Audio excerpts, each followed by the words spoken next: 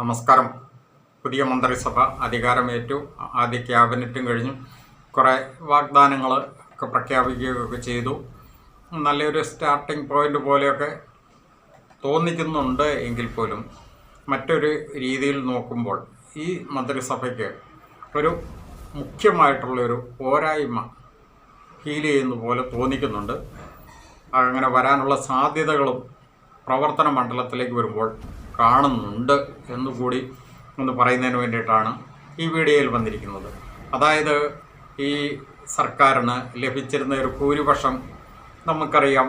കഴിഞ്ഞ സർക്കാരിനെ അപേക്ഷിച്ച് നോക്കുമ്പോൾ വലിയൊരു ഭൂരിപക്ഷമാണ്. കാരണം ജനങ്ങൾ ഇതിനു മുമ്പുണ്ടായിരുന്ന സർക്കാരിനെ എങ്ങനെയും ഒന്ന് ഒഴിവാക്കിയേ പറ്റൂ എന്നുള്ളൊരു കഠിനമായിട്ടുള്ളൊരു പരിശ്രമത്തിൻ്റെ ഫലമായിട്ടാണ് ഇപ്പോഴത്തെ സർക്കാരിന് ഇത്രയും വലിയൊരു ഭൂരിപക്ഷം കിട്ടുകയും ആ ഭൂരിപക്ഷം ലഭിച്ചതിന് ശേഷം പോലും കൂടെ ഒരു മന്ത്രിസഭ രൂപീകരിക്കുന്നതിന് വലിയ പ്രതിസന്ധി നേരിടുകയും, കാരണം ഈ മന്ത്രിസഭയുടെ അല്ലെങ്കിൽ ഈ മുന്നണിയുടെ 3 മുഖ്യമന്ത്രിമാരുടെ സ്ഥാനത്തേക്കുള്ള പിടിവലിയിൽ, അല്ലെങ്കിൽ മറ്റൊരു രീതിയിൽ പറഞ്ഞ കടിപിടിയിൽ എന്ന് വേണമെങ്കിൽ പറയാം, ഏകദേശം ഒരു 10 ദിവസത്തോളം നീണ്ടുനിന്ന ഒരു മാരത്തോൺ ചർച്ചയ്ക്കൊടുവിലാണ് മുഖ്യമന്ത്രിയെ തിരഞ്ഞെടുക്കേണ്ട ഒരു സാഹചര്യത്തിലേക്ക് വന്നത്. പക്ഷേ അപ്പോൾ പോലും കൂടെ നമ്മൾ ഈ ഒരു സാഹചര്യത്തിൽ പൊതുസമൂഹത്തിൽ നിന്ന് ചില ആളുകൾ അല്ലെങ്കിൽ ചില വ്യക്തികൾ അല്ലെങ്കിൽ ചില ഗ്രൂപ്പുകൾ ചില നിർദ്ദേശങ്ങൾ വെച്ചിരുന്നു. കാരണം ഇത്രയും വലിയൊരു ഭൂരിപക്ഷം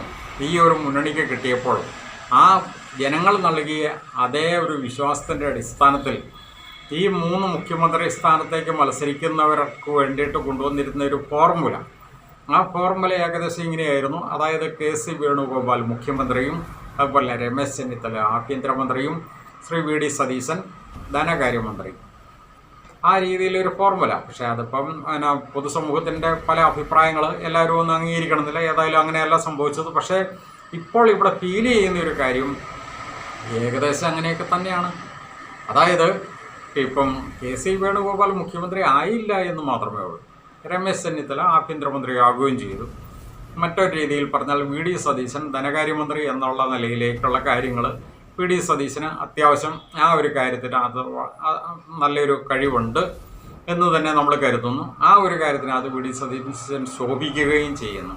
എന്നാൽ ഈ മുഖ്യമന്ത്രി എന്നൊരു സ്ഥാനത്ത് ഇപ്പം നിലവിൽ VD സതീശൻ ഉണ്ടെങ്കിൽ പോലും കൂടെ ഇവിടെ ഈ രാഷ്ട്രീയ മണ്ഡലത്തിലെ ചില അടിയൊഴുക്കുകൾ വെച്ച് പരിശോധിക്കുമ്പോൾ മറ്റൊരു രീതിയിൽ പറഞ്ഞു കഴിഞ്ഞാൽ മുഖ്യമന്ത്രി സ്ഥാനം KC വേണുഗോപാലിൻ്റെ സ്ഥാനത്ത് തന്നെ അത് ഒരു അജ്ഞാത മുഖ്യമന്ത്രി എന്നുള്ള നിലയിൽ അവിടെ നിലനിൽക്കുന്നു എന്നും ഉള്ളതും നമ്മളെടുത്ത് കാണേണ്ടതുണ്ട്.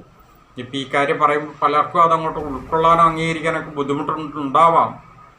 പക്ഷേ അതൊരു യാഥാർത്ഥ്യം തന്നെയാണ്. കാരണം ഈ 3 മുഖ്യമന്ത്രിമാർക്ക് വേണ്ടിയിട്ടുള്ള പിടിവലിയിൽ കേരളത്തിൻ്റെ ചുമതലയുള്ള AICC general secretary Deepa Das Munshi പോലും കൂടെ നിലവിലുള്ള മുഖ്യമന്ത്രി VD സതീശൻ്റെ പേര് ഔദ്യോഗികമായിട്ട് പ്രഖ്യാപിച്ചതിന് ശേഷം പോലും വളരെ കൃത്യമായിട്ട് പറഞ്ഞ ഒരു സ്റ്റേറ്റ്മെൻറ്റ് നമ്മുടെ ഇവിടെ പൊതുസമൂഹത്തിന് മുന്നിലുണ്ട്. അതായത് KC വേണുഗോപാലിന് തന്നെയാണ് ഏറ്റവും കൂടുതൽ MLA-മാരുടെ പിന്തുണ ഉണ്ടായത് എന്ന് തന്നെ കൃത്യമായിട്ട് പറഞ്ഞിട്ടുണ്ട്. അപ്പോൾ ഇവിടെ KC വേണുഗോപാലിന് അല്ലെങ്കിൽ അർഹതപ്പെട്ട ആ മുഖ്യമന്ത്രി സ്ഥാനം അവിടെ തന്നെ നിലനിൽക്കുന്നു എന്നുള്ളതും കൂടെ നമ്മൾ കാണേണ്ടതുണ്ട്. കാരണം ഈ മന്ത്രിസഭാ രൂപീകരണത്തിനകത്തൊക്കെ അത്തരം കാര്യങ്ങളൊക്കെ വളരെ വ്യക്തമാണ്. പിന്നെ പുറമേക്ക് ഇതൊന്നും പറയുന്നില്ല. എല്ലാവരും സിനിമാറ്റിക് അഭിനയവും സിനിമാറ്റിക് ഡയലോഗും സിനിമാറ്റിക് സ്റ്റൈലിലും ഈ കാര്യങ്ങളൊക്കെ അങ്ങോട്ട് പരിഹരിച്ച് പോകുന്നു. അതോടൊപ്പം തന്നെ ഈ പാണന്മാരുടെ വാഴ്ത്തുപാട്ടിൽ അത് ഒരു പ്രത്യേകതയാണ്. അത് ഏതൊരു മന്ത്രിസഭ വന്നു കഴിഞ്ഞാലും തുടക്കത്തിൽ കുറേ പാണന്മാരുണ്ടാവും വാഴ്ത്തുപാട്ടുകാരായിട്ട്. അതാണ് ശരിക്കും മിക്ക മന്ത്രിസഭകൾക്ക് ഏറ്റവും വലിയ അപകടം വരുത്തി വെക്കുന്നത്. ഇവിടെയും അത്തരം കാര്യങ്ങളൊക്കെ വളരെ ശ്രദ്ധിച്ചില്ലെങ്കിൽ വലിയ അപകടങ്ങളിലേക്ക് പോകാനുള്ള സാധ്യതകൾ തന്നെയുണ്ട്. കാരണം നമുക്കറിയാം ചില വാഴ്ത്തുപാട്ടുകാർ കാട്ടിക്കൂട്ടിയിരിക്കുന്ന വേഷം കെട്ടുകൾ, അതായത് വിശ്വാസികളെ സംബന്ധിച്ചിട്ട് അവരുടെ ഏറ്റവും വലിയ ദൈവമായിട്ട് കാണുന്ന വ്യക്തികളെ, കാണുന്ന ദൈവത്തെ പോലും കൂടെ മാറ്റി നിർത്തിക്കൊണ്ട് തങ്ങൾക്ക് ഇഷ്ടപ്പെട്ട വ്യക്തി ആ ദൈവത്തിൻ്റെ സ്ഥാനത്തേക്ക് ഉയർന്നു വന്നിരിക്കുന്നു, അല്ലെങ്കിൽ ആ ദൈവം അങ്ങ് മാറി നിൽക്കുക എന്നുള്ള രീതിയിൽ. കാരണം കഴിഞ്ഞ ദിവസം ഒരു വാഴ്ത്തുപാട്ടുകാരുടെ ഒരു പോസ്റ്റ് കണ്ടു. അതായത് ഏറ്റവും വലിയ തിരുവനന്തപുരത്തെ ഏറ്റവും വലിയ ദൈവം എന്ന് അറിയപ്പെടുന്ന അനന്ത പത്മനാഭൻ, ശ്രീ പത്മനാഭ ക്ഷേത്ര സ്ഥിതി എന്നൊക്കെ നമുക്കറിയാം. അനന്ത പത്മനാഭനോട് വെറും ഒരു പത്മനാഭനായിട്ട് വരുന്നോട്ട് പത്മനാഭൻ്റെ നാട്ടിൽ ഇനി വാഴുന്നത് എൻ്റെ ശ്രീ പത്മനാഭനായിരിക്കും. അപ്പം നിലവിലുള്ള അനന്ത പത്മനാഭനൊക്കെ മാറി നിൽക്കുക, അല്ലെങ്കിൽ പണി നിർത്തി എവിടെയാണെന്ന് വെച്ച് കഴിഞ്ഞാൽ ഇനി എൻ്റെ അനന്ത പത്മനാഭനാണ് ഇനി അവിടെ വാഴാൻ പോകുന്നത് എന്നുള്ള രീതിയിലുള്ള വാഴ്ത്തുപാട്ടുകളൊക്കെ കേട്ടു. അപ്പോൾ ഇതൊക്കെ ഇത്തരം ഈ വാഴ്ത്തുപാട്ടുകൾ പലരെയും കൊണ്ട് വലിയ കുഴിയിൽ കൊണ്ട് ചാടിക്കും. കാരണം ഇത്തരം വാഴ്ത്തുപാട്ടുകാരാണ് നിലവിൽ ഉണ്ടായിരുന്ന നമ്മുടെ പൊതുസമൂഹത്തിലെ ഒരു യുവ നേതാവായിരുന്ന വ്യക്തിയെ പോലും കൂടെ കൊണ്ട് കുഴിയിൽ ചാടിച്ചത് എന്നുള്ളതും ഇവിടെ എടുത്ത് കാണേണ്ടതുണ്ട്. അതുകൊണ്ട് ഇത്തരം വാഴ്ത്തുപാട്ടുകാരാണ് ഏറ്റവും അപകടം വരുത്തി വെക്കുന്നത് എന്നും കൂടെ നമ്മൾ കാണേണ്ടതുണ്ട്. അതുകൊണ്ട് ആ കാര്യത്തെപ്പറ്റി ഒന്ന് പരാമർശിച്ചു എന്നുള്ളതേ ഉള്ളൂ. അപ്പോൾ നമ്മൾ പറഞ്ഞു വന്ന ആ ഒരു പോയിന്റ് എന്ന് പറയുന്നത് ഇതാണ്. ശരിക്കും പറഞ്ഞു കഴിഞ്ഞാൽ ഇപ്പോഴത്തെ ഈ മന്ത്രിസഭയുടെ ഒരു ഭരണപരമായിട്ടുള്ള ഒരു ഘടന വെച്ച് നോക്കുമ്പോൾ രമേശ് ചെന്നിത്തല ആഭ്യന്തരമന്ത്രി എന്നുള്ളത് നേരത്തെ തന്നെ നമ്മൾ പറഞ്ഞിരുന്നത് പോലെ അത് അങ്ങനെ തന്നെ സംഭവിച്ചിട്ടുണ്ട്. അദ്ദേഹം ആ കാര്യത്തിനകത്ത് അത്യാവശ്യം നല്ല കഴിവുള്ളൊരു വ്യക്തി തന്നെയാണ്. അതുപോലെ തന്നെ വി ഡി സതീശൻ ധനകാര്യമന്ത്രി എന്ന് നേരത്തെ പറഞ്ഞിരുന്നത് പോലെ തന്നെ അദ്ദേഹത്തിന് ആ കാര്യത്തിൽ നല്ല കഴിവുണ്ട്. അപ്പോൾ ഇവിടെ മുഖ്യമന്ത്രിയായിട്ട് ഇപ്പം നിലവിൽ വി ഡി സതീശൻ തന്നെയാണ്. ആ കാര്യത്തിനകത്ത് തർക്കമൊന്നുമില്ല. പക്ഷേ നമ്മൾ ആദ്യം പറഞ്ഞിരുന്നത് പോലെ ഒരു അദൃശ്യനായിട്ടുള്ള KC വേണുഗോപാൽ മുഖ്യമന്ത്രി അവിടെ ഉണ്ട് എന്നുള്ളതും കൂടെ നമ്മൾ കാണേണ്ടതുണ്ട് എന്ന് മാത്രമാണ് ഇവിടെ പറഞ്ഞു വെക്കുന്നത്.